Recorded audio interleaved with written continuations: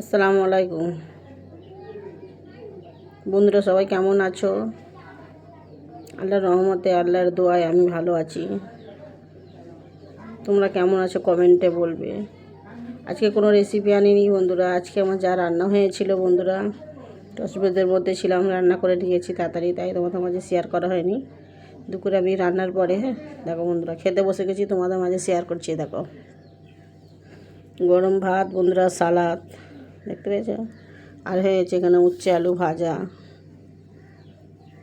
বন্ধুরা, সেই স্বাদ বুঝেছ।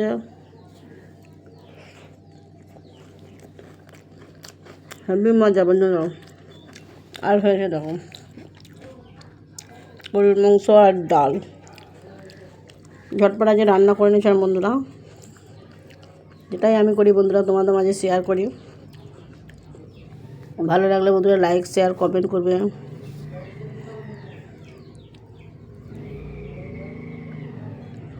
দারুণ খেতে বন্ধুরা, উচ্ছে আলু ভাজা গরম গরম ভাতের সঙ্গে।